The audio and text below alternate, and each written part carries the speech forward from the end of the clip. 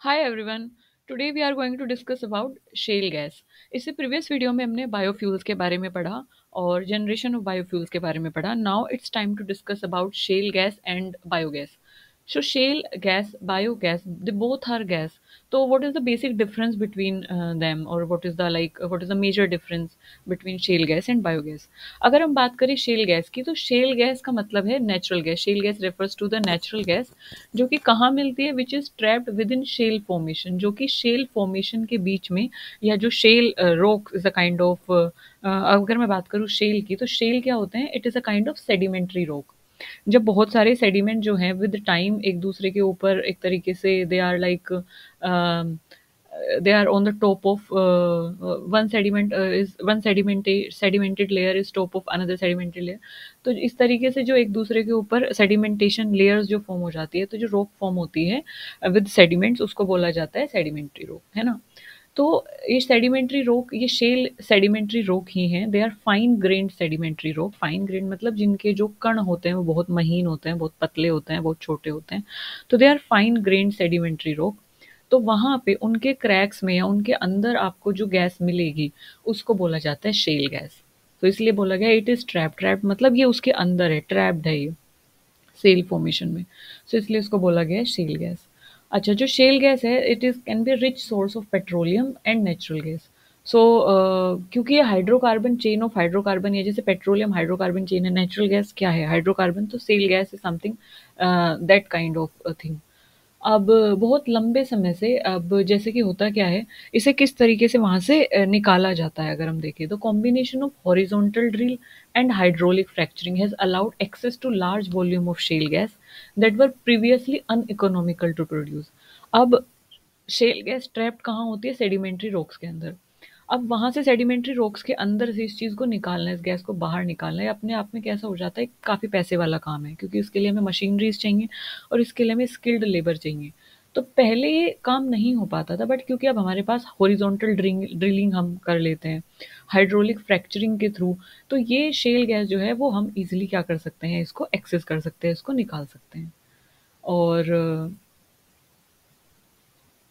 Okay, so this is it about the shell gas. अगर मैं बात करूँ इसके थोड़ा सा, एक एक बार इसकी कैरेक्टरिस्टिक भी देख लेते हैं कि क्या क्या कैरेक्टरिस्टिक होती हैं शेल गैस की. जैसे हमने बात की ओरिजिन की. ओरिजिन मतलब इसका विकास कहाँ पे हुआ, उत्पन्न कहाँ पे हुई है, तो बनी कहाँ पे है? ये बनी है कहाँ पे बनी है? सेडिमेंट्री रॉक्स के अंदर बनी है ना. They are fine grain sedimentary rock, वहाँ पे ये ट्रैप्ड है, वहाँ पे बनी है. पर बनी कैसे है? जो ऑर्गेनिक मैटर होता है ना, मान लो सपोज कोई कोई प्लांट है या कोई एनिमल है, उसके ऊपर बहुत सारे सेडिमेंट्स इकट्ठा हो गए, फिर और लेयर सेडिमेंट्स की इकट्ठा हो गई. तो अब यहाँ पे जो एक रॉक फॉर्म होगी वो क्या होगी? सेडिमेंट्री रॉक फॉर्म हो जाएगी. इसके अंदर जो भी प्लांट या फिर एनिमल का मटेरियल जो भी बरीड है वो क्या है? वो एक तरीके से ऑर्गेनिक मैटर है. अब वो ऑर्गेनिक मैटर यहाँ पे दबा हुआ है, तो धीरे धीरे उसका क्या होता है? डिकम्पोजिशन होता है. किसके थ्रू? माइक्रो ऑर्गेनिज्म के थ्रू.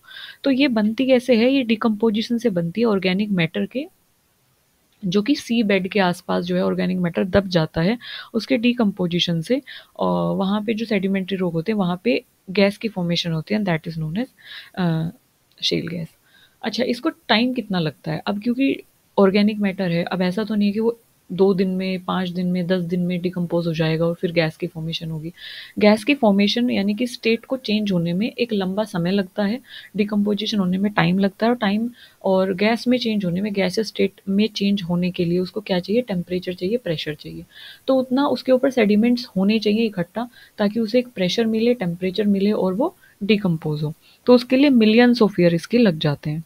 अब जैसे मैंने बताया कि ये सेडिमेंट्री, एक तरीके की फाइन ग्रेन सेडिमेंट्री रॉक जो हैं, जिनको शेल बोला गया है, शेल रॉक बोला गया है, जो कि लो परमिएबिलिटी रॉक होती हैं, यानी कि वाटर उनके अंदर से काफ़ी इजीली परमिट नहीं कर पाएगा.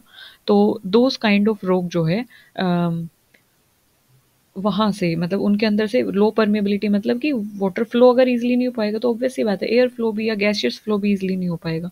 तो शेल उस तरीके की रॉक होती है जिनके अंदर लो परमेबिलिटी होती है. अब इसका मतलब ये है कि जो गैस है वो भी ईजिली इसमें से फ्लो कर नहीं पाएगी.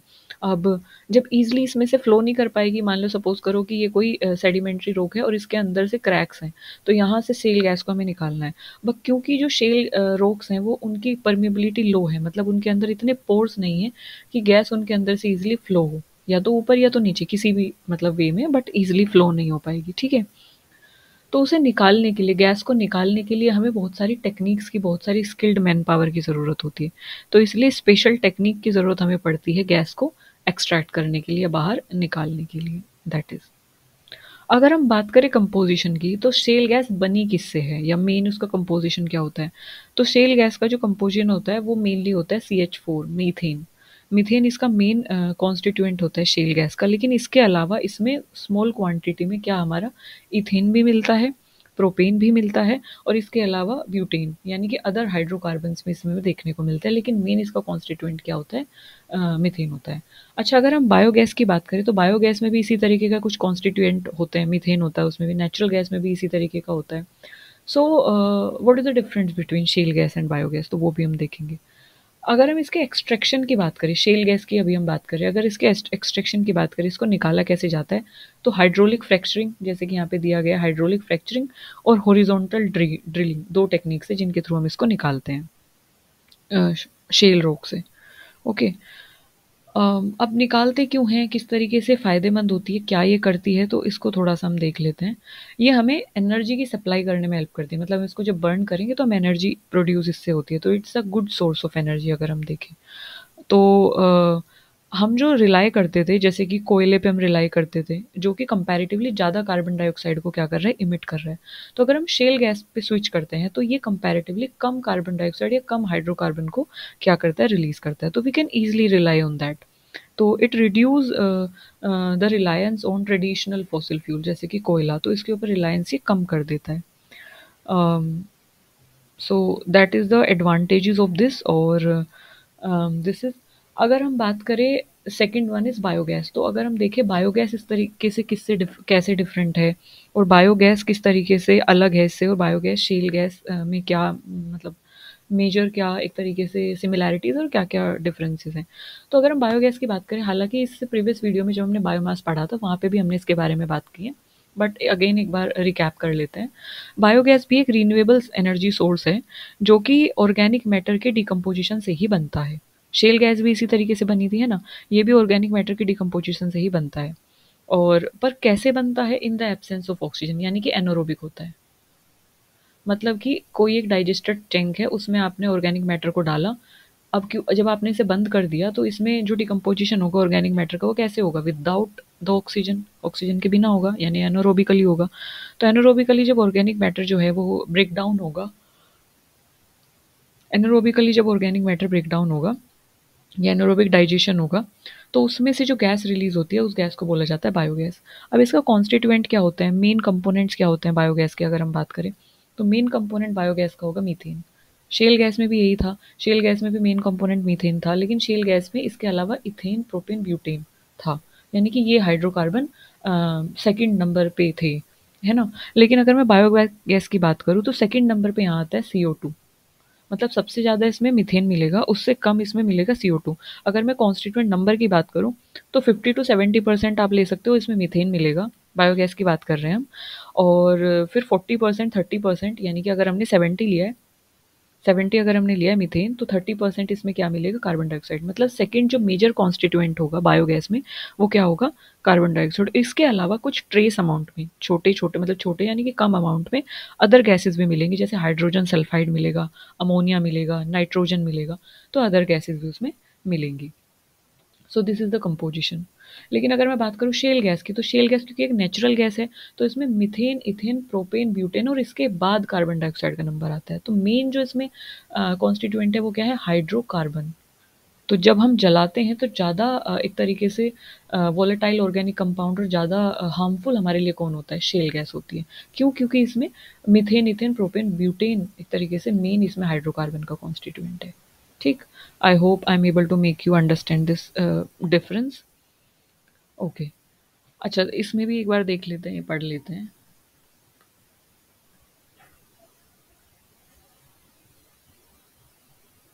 अम, देखिए यहाँ पे जो इसमें चीज़ें मेंशन, एक बार उनको भी देखते हैं। बैक्टीरियल एक्शन से ये प्रोड्यूस होती है, यानी कि डाइजेस्टर टैंक, जैसे मैंने आपको बताया था, डाइजेस्टर टैंक होता है, उसमें सीवेज और सीवेज डाला जाता है, या बायोडिग्रेडेबल मटेरियल डाला जाता है, एग्रीकल्चरल वेस्ट हो सकता है वो, म्यूनिसिपल सॉलिड वेस्ट हो सकता है, फूड वेस्ट भी हो सकता है, सीवेज स्लज हो सकता है। तो जो भी ह्यूमन बीइंग का सीवेज है, एनिमल का एनिमल डंग वगैरह सब कुछ बायोडिग्रेडेबल डाला जाता है डाइजेस्टर टैंक में। फिर वहाँ पे डिकम्पोजिशन होता है इस सीवेज का एनारोबिकली, यानी क्योंकि इसको बंद कर दिया जाता है तो ऑक्सीजन तो वहाँ पे पहुँचेगी नहीं, तो एनारोबिकली डिकम्पोजिशन होता है और वहाँ से प्रचुर मात्रा में या मेन कॉन्स्टिट्यूएंट जो निकलता है वो निकलता है मीथेन। और फिर इस गैस को, इसको मीथेन गैस भी बोला जाता है, इसको बायोगैस भी बोला जाता है। मीथेनोजेनेसिस यहाँ पे प्रोसेस होती है और उसके बाद हम इसको एज अ फ्यूल यूज़ करते हैं, हम इसको कुकिंग पर्पज़ के लिए यूज़ करते हैं। जो बच जाता है, क्योंकि गैस तो मतलब डिकम्पोजिशन हुआ एनारोबिकली, गैस रिलीज हुई तो उस गैस को तो हमने यूज़ कर लिया है ना। बट व्हाट अबाउट द जो नीचे बच गया है, जो डिकम्पोजिशन होकर जो स्लरी बच गई है, तो लेफ्ट ओवर जो स्लरी होती है उसको हम उसके एक सुखा दिया जाता है और उसके एक तरीके से पैलेट्स बना दी जाती हैं। उसको पैलेट्स में कन्वर्ट कर दिया जाता है, उसके पैलेट्स बना दी जाती हैं और फिर उन पैलेट्स को बेचा जाता है मार्केट में एज मैन्योर, क्योंकि ये बायोडिग्रेडेबल क्योंकि ये बायोडिग्रेडेबल मटेरियल है and it is rich in nitrogen, it is rich in like phosphorus, तो पोटेशियम। तो ये काफ़ी मेन न्यूट्रिएंट से रिच होता है, तो इसलिए इसको एज अ मैन्योर हम एग्रीकल्चरल फीड में क्या करते हैं, यूज़ करते हैं। अगर हम बात करें बायोमास फ्यूल की, तो in India it is account for about one third of the total fuel used in the country, being the most important fuel used in over 90% of the rural house hold and 15% of the urban house hold. तो एक तरीके से biomass fuel जो है India में मतलब काफ़ी अच्छे खासे तौर पे यूज़ किया जा रहा है, इसमें ये बताया जा रहा है। क्यों? क्योंकि बायोमास फ्यूल को क्यों यूज़ कर रहे हैं हम अच्छे खासे तौर पे, क्योंकि बायोडिग्रेडेबल वेस्ट से बन रहा है, रीन्यूएबल सोर्स है एनर्जी का, एग्रीकल्चरल वेस्ट रिलीज होता ही है, म्यूनिसिपल सॉलिड वेस्ट रिलीज होता ही है, फूड वेस्ट रिलीज होता ही है। तो बायोमास जो फ्यूल है it is widely used in India and it account for about one third of the total fuel. One third हिस्सा टोटल फ्यूल का, जितना भी जैसे भी हम जो भी रीन्यूएबल नॉन रीन्यूएबल जो भी फ्यूल यूज़ कर रहे हैं तो उसका वन थर्ड हम एज अ बायोमास फ्यूल को यूज़ कर रहे हैं। सो ये इसकी इंपॉर्टेंस एक तरीके से इसमें बताई गई है।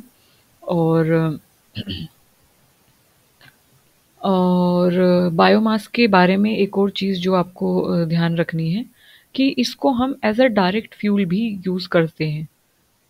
इसको हम डायरेक्ट फ्यूल भी यूज़ करते हैं। कैसे? जैसे बायोमास क्या होता है, जैसे वुड है, वुड वुड चॉपिंग्स हैं या हस्क है, एग्रीकल्चर का वेस्ट है, बगैस है, तो उसको हम ना डायरेक्टली भी यूज़ करते हैं फ्यूल के तौर पे इंस्टीड ऑफ कोल। कोल की जगह पे या कोल से जब हम चीज़ों को हीट अप करने की कोशिश कर रहे हैं तो उसकी जगह पे उसके ऑल्टरनेटिव के तौर पे हम बायोमास का डायरेक्टली यूज़ करते हैं ट्रेडिशनल चूल्हाज में। अच्छा, चूल्हा जो होते हैं जिसको हर्थ भी बोला जाता है, तो चूल्हा में हम क्या यूज़ करते हैं, हम डंग केक्स यूज़ करते हैं ना, वो क्या है, बायोमास ही तो है ना। हम वुड यूज़ करते हैं, वो क्या है, प्लांट का एक तरीके से वेस्ट है या बायोमास है। बायोमास मैंने आपको बताया था। तो क्या हम उसको डायरेक्टली यूज़ करते हैं चूल्हे में? बिल्कुल यूज़ करते हैं। डायरेक्ट हम लकड़ी को यूज़ करते हैं, डायरेक्ट हम बगैस को यूज़ कर सकते हैं हीटिंग पर्पज़ के लिए। बगैस मतलब जो लेफ्ट ओवर बच जाता है ना, जब गन्ने का जूस निकल जाता है तो वाइट कलर का जो भी पार्ट बचता है उसको बगैस बोला जाता है। तो उनको हम directly as a fuel generation के लिए चूल्हा में हम उनको यूज़ करते हैं या फर्नेसेस में हम उनको यूज़ करते हैं, भट्टी में हम उनको यूज़ करते हैं, किसके लिए, एनर्जी जनरेशन के लिए।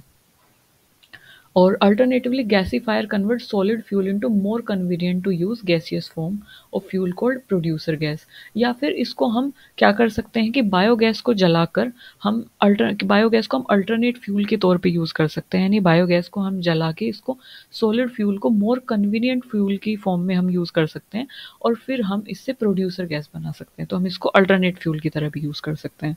So that is okay. Now अगर मैं बात करूँ, इसमें एक टर्म आई है that is this brick brick, you can say this bio T silent in this, you can say brick. So biomass can be used in brick form. अच्छा, brick क्या होता है? ब्रिक होती है एक तरीके से जो ईंट जिसे बोलते हैं, तो उसकी spelling is like this. This is not working. Okay. So अगर हम बात करें इसमें जो यूज़ होता है, this stylish is not working, I don't know. So हम वहाँ पे यूज़ करते हैं ब्रिक का। So let us learn about this word brick. What is this brick? If you talk about brick, तो ब्रिक जो है, जब हम कंप्रेस ब्लॉक बनाते हैं किसी भी कंबस्टेबल मटेरियल का, तो उसको एक तरीके से ब्रिक बोला जाता है। जैसे कि वुड का, कोयले का, चारकोल का, तो जब हम इनको एज अ मतलब कंप्रेस करते हैं और फिर इनके ब्लॉक्स फॉर्म कर देते हैं, जैसे हमने यहाँ पे किया था, स्लरी का हमने किया था, है ना।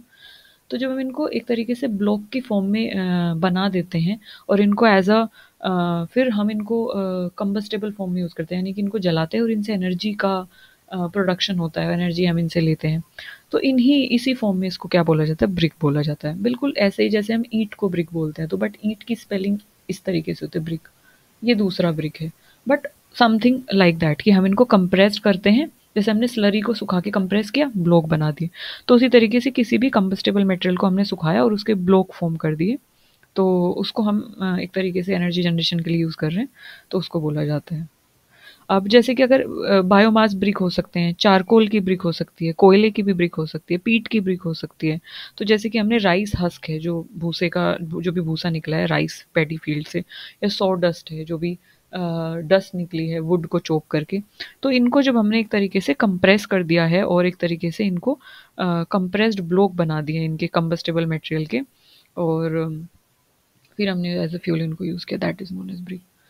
So this is it about biogas and shale gas. I hope I am able to make you understand this concept. Major difference मैंने आपको बता दिया, हालांकि दोनों में मीथेन ही प्राइमरी कॉन्स्टिट्यूएंट है, बट मीथेन के अलावा शेल में अदर हाइड्रोकार्बन है और बायोगैस में कार्बन डाइऑक्साइड मेन है। ये डिफरेंस पूछा गया था क्योंकि ये बहुत माइनर सा डिफरेंस है। मीथेन तो दोनों में कॉन्स्टिट्यूएंट प्राइमरी है ही, तो क्योंकि ये माइनर सा डिफरेंस तो इसलिए ये कंफ्यूज कर सकता है, तो इसलिए इसे पढ़ना इंपॉर्टेंट हो जाता है। So this is it about this concept, जिसमें हमने शेल गैस के बारे में पढ़ा, उसकी फॉर्मेशन के बारे में पढ़ा, उसके कॉन्स्टिट्यूएंट के बारे में पढ़ा, फिर हमने बायोगैस के बारे में पढ़ा, ब्रिक के बारे में पढ़ा, कॉन्स्टिट्यूएंट के बारे में पढ़ा, बनती कैसे है बायोगैस इसके बारे में पढ़ा। Okay, so this is about shale gas and biogas. I hope जो मैंने बताया आपको समझ में आया होगा, क्लियर हुआ होगा, और अगर आपकी किसी की भी कोई क्वेरी है तो please feel free to drop it in the comment section. I am more than happy to cater that. तब तक के लिए हंसते रहिए, मुस्कुराते रहिए, पढ़ते रहिए, क्योंकि यूजीसी नेट क्लियर करने के लिए हंसने मुस्कुराने से ज़्यादा पढ़ना ज़रूरी है। Thank you for listening me so patiently. Bye bye.